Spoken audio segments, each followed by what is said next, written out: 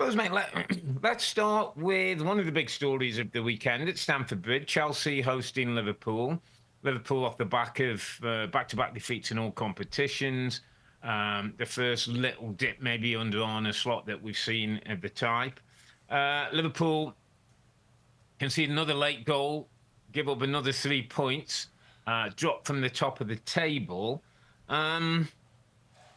Should we start with Liverpool and where we are with them going into this international break, or should we give Chelsea a bit of love from the start? Let's give Chelsea a bit of love, Rob. And I tell you what, and the game a bit of love. What a game. What a game. Yeah. I mean, one of the best games so far this season. I was surprised at how Chelsea had the energy. I don't know, with the players that they've got out, and the manager made a big thing of there's 8 or 9 players that are unavailable for the game. Obviously, they had the Champions League game where they beat Benfica to Stamford Bridge 1-0 with Jose coming back and all that emotional kind of pull on the game. I just was really knocked out of the game and how both sides went flat out. I thought the midfield area was going to be really competitive. It was incredibly competitive. I thought Chelsea did a really good job, and Maresca did a good job of picking his team. I mean, it's impossible. Maresca's a little difficult to kind of see what he's going to do. But putting Malo Gusto in midfield and not Reece James was different. But when the game started, you could see why. The Chelsea 3 midfield players went right against the Liverpool 3 central midfield players. And it was the Szoboszlai, Gravenberch and McAllister. So it was the 3 for them. The best 3, But they were physical, man-to-man. Liverpool couldn't get any football going. I just thought it was a brilliant game. And I think Stephen Warnock said a good advert. It's a bit of a cliche, but it was a great advert for the Premier League. And, the late goal added to the drama, the celebration of Maresca running down the line. I don't know, Rob. I just thought in general, a lot of my notes in this game initially were like for both teams. There was, both teams gave everything. Both teams, it seemed to be an end-to-end game. Both teams had injuries. They used the subs bench a lot. So both teams they kind of went through their options tactically and off the bench. And at the end of the day, Chelsea ended up winning. And with all those players out. Now, I'm not jumping too far ahead, but isn't that a good sign, Rob, that Chelsea, kind of under strength, can still be really competitive against, obviously, the champions right now, Liverpool? I thought they were impressive. I think that's a big point. I think, like you say, there's lots of good things you can write about both teams. There's lots of negatives you can write, certainly a little bit about Liverpool. The way the game went, the intensity in midfield, playing Malo Gusto in there, pretty much nullifying McAllister's threat and ability for him to get on the ball and as you say, matching up.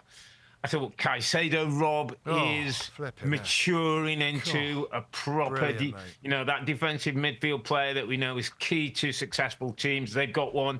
They'll go on for the next 10 years, mate, and he looks the part. He's starting to look more the part. To that point, I think the team, Rob, this is a team that we've often talked about the youth and the inexperience, the immaturity and getting through difficult times and that. Listen, this was a team that didn't have some of its best players, had injuries on the day, went up against the best team in the country statistically and sitting on top of the league and came out on top, Rob. And again, it's another day and another important step for this Chelsea group. And I'm going to go straight to it, my friend, and might be a little bit of surprise to one or two people. My underappreciated performer of the week, Enzo Maresca, my friend. Enzo Maresca, who... Been getting a bit of stick, Rob, hasn't he? He's been getting stick. He's been under the spotlight. I thought was it Tuesday, Wednesday night when they played in the Champions League and Jose's back, it was like a love affair for Jose, and he's just got to sit there on the other side and win the game and not get all the love. He's at one of the most difficult football clubs to manage in terms of, one, that we know the player trading X model, two, the ownership group that have fell out and now seem to be going, but, we hear every defeat, the ownership is steaming into the dressing room and, not happy with things. He plays a Liverpool team, Rob, where tactically gets it perfect in midfield, nullifies the big threat from Liverpool. I just think he's one of those managers who doesn't get credit. I think if now and then we credit one or two of the players and say, oh, he's done well today and he looks the part and, João Pedro looks a good bit of business. But I don't think the manager ever gets a jot of praise. And you know what? For a young manager, it's his first rodeo in the Premier League. Yes, he had Leicester and brought them up. He makes big calls. He's difficult to play against. Technically, he's a very smart operator around the football pitch. He's building something, Rob, that given time, that if you say when Jurgen Klopp went in at Liverpool and it took him 3 or 4 years to get to where he wants to, I think if you give Enzo Maresca the similar time at Chelsea, Chelsea will start to compete.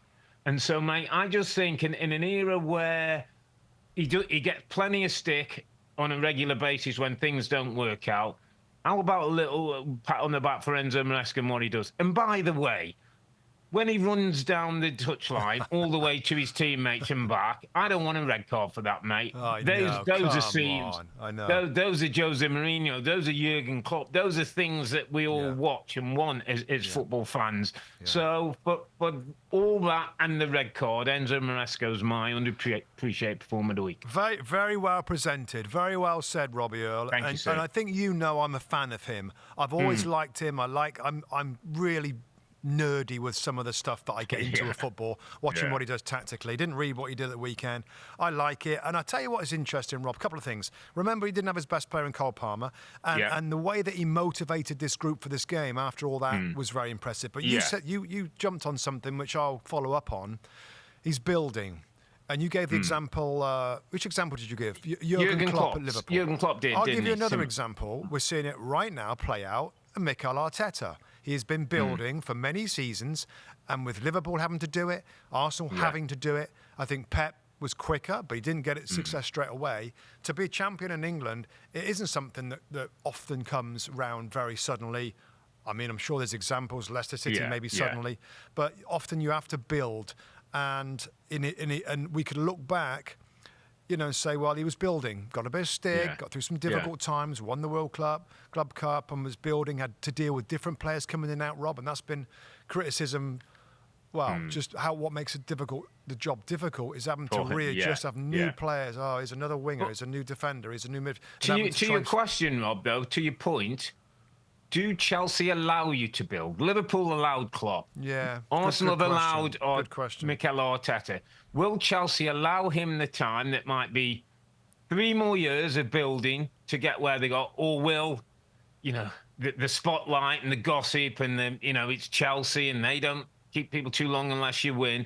Might that be turnover before we get the chance to see the build outright? Well, that's a great question, right? And I think the pertinent parts to this are the ownership, the fans, and the dual directors of football, Lawrence Stewart, Paul Winstanley, these guys that are implementing this very unusual strategy of buying all these young players. Surely those two guys, Rob, have a huge influence to the ownership and how this project's going. So when you ask that question, will he get chance to build it?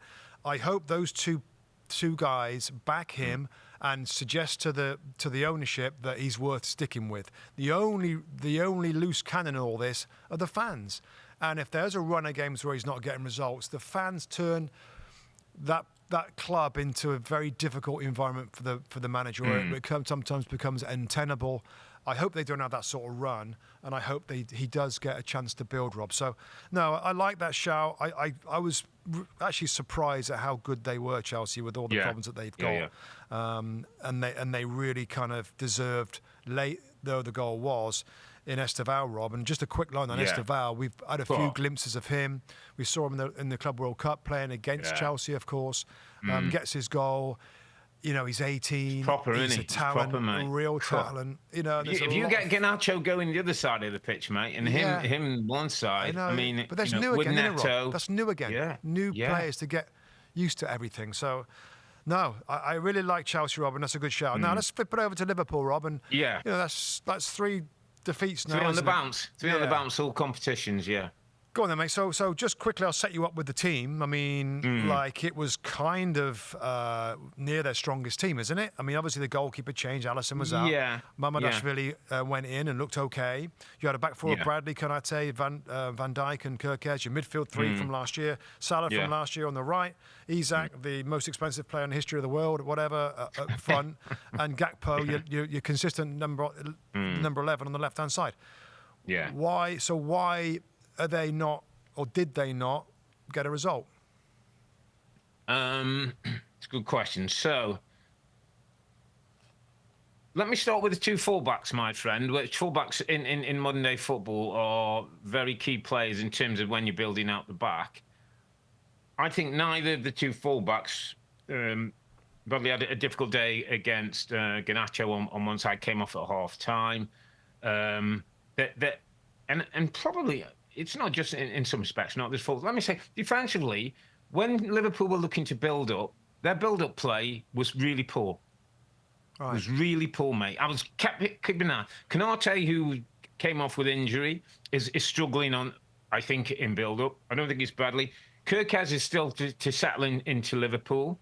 I think I'd put Andy Robertson back in at the moment. Yeah. I think the midfield got smothered. They got smothered by Yeah, Chelsea. smothered by athletic, young, mobile players who stopped them playing Robs. And then what I would say is, and I wrote this down, that in an ideal world, Salah and Isak will bring you 50 Premier League goals between them. The moment they don't look like they're going to bring you 5. Isak's still waiting for form, and we've not had the connections. Salah's way off the player that scored last season. Gakpo does his role in there. I know Kirkes come on. But their intensity, Rob, not only to attack, but sustain attacks and keep the ball in the last third is nowhere near what it was last season. And whether the midfield's played a part in that. So what I'm basically saying is, and I wrote down, there's very few connections in this Liverpool team and lots of vulnerability at the moment. Yeah. Now, I'm not sure if that's something that can be rejigged in a couple of weeks and they get back to purring, or it's something a little bit longer term that needs attention. Yeah, I think it's longer term that needs attention. I mean, but a media issue in this game was Conor Bradley at right back, Rob. Yeah, and I think the two players that were expected to take over from Trent Alexander-Arnold, and that's another subject. You know, the more people are looking at Liverpool now, and I agree with it, the more you can say they're missing the influence of Trent going into midfield, playing the creative passes, being the guy that's going to feed the little guy, Mo Salah, on the right-hand side. Is Mo missing Trent Alexander-Arnold? The midfield players missing him, moving into midfield, allowing the other guys to move up. So, and it didn't always play. So right back was an issue. Got a yellow card quickly, and it was only a matter of time before the manager has to make a change. Szoboszlai goes back. Florian Wirtz comes into midfield. The left back has been an issue. I mean, it's another thing, Rob, and obviously careful how we say this and talk about it. Obviously, we know there's changes around the team. Less so, he kind of went back to a little bit of tried and tested when Wirtz is on the bench and et cetera, et cetera.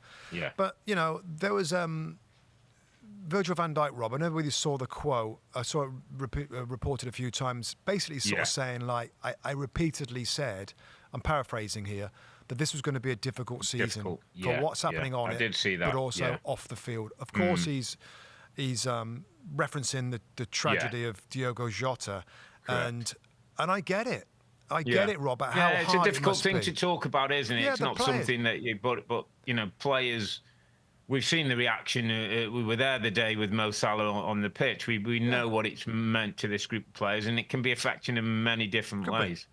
Yeah, it could be, and I don't want to, we don't have to expand on that. It's just interesting when the captain kind of references that, and I think, it's a valid, it would be a valid, understandable kind of comment to make, given for sure. the trauma in that club around that period leading into this season. So it probably, like anything, Rob, there's never one reason why it's a number not going well. It's a number of combination of. Can I chuck you? It's a bit of a leading sort of question, but I just want to chuck it in anyway.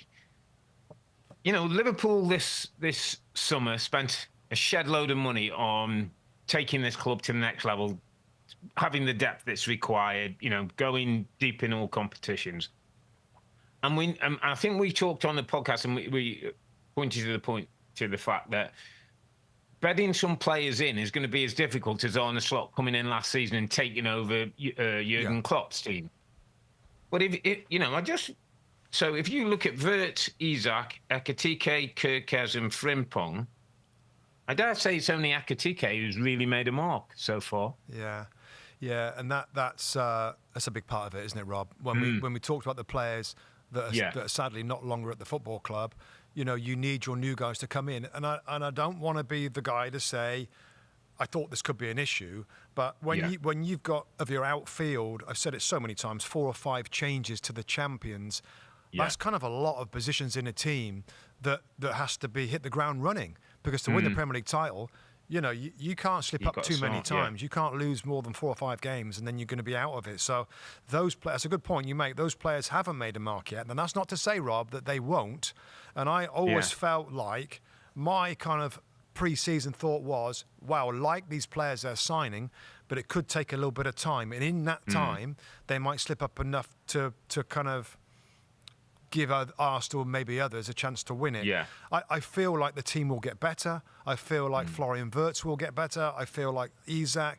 I just feel for Ekitike because he started off great. And we had the same. We had this conversation, Rob, when we saw him. Like, do they really need Isak? Do you really want to upset the trend right now of Ekitike coming in, being the main guy, Anfield scoring the goals, starting brilliantly, and then getting pushed onto the bench? So it is a combination of things. But I just reiterate, there's still a lot of good players there, and I expect Arne Slot to get them grooving. I think, as we're seeing, it's going to take a number of weeks, if not months. There is a little bit of worry about centre-back there now, mate, with Canate coming off and talk about it being an injury. Obviously, Leone, the kid Giovanni Leone, is out for the season. They didn't get Gay. I mean, that could become. I mean, Joe Gomez has been a reliable, great servant for them. You know, he has played Gravenberch back there when he's needed to as an option. Yeah. But you know, if Canate's out for any length of time, it causes a little bit of a problem to Arne Slot and his team. Yeah, I mean, why wouldn't they go and try and get Mark Gay again in January? In January, yeah. You know, the football club, Crystal Palace, they're in a great spot in the league. I don't know whether they feel like they can turn down another.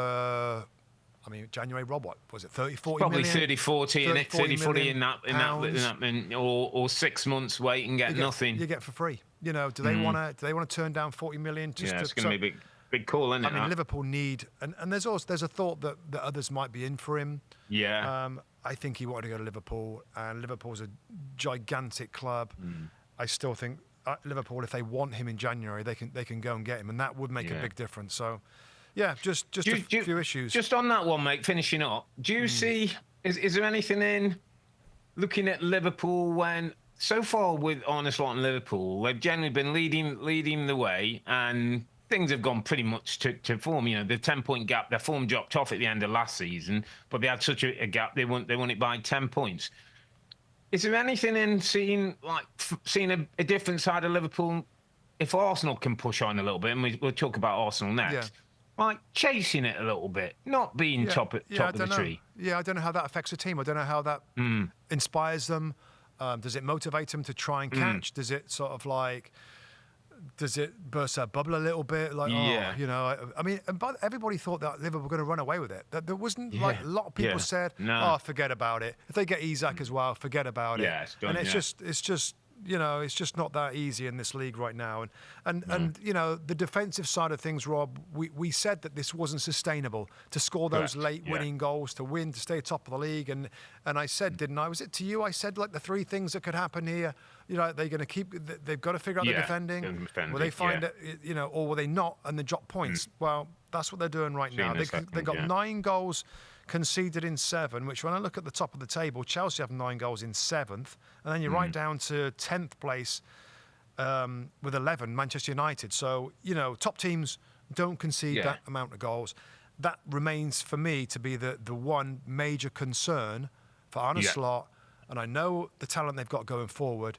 You've got to maybe rethink the structure of the team or some of the personnel to start making clean sheets or keeping those clean sheets. Else, you know, gaining points is going to be harder. Hi there, I'm Rebecca Lowe, studio host of NBC's coverage of the Premier League. Don't forget to hit subscribe to watch more videos all season long, and for even more Premier League content, from original series to live matches, head over to Peacock.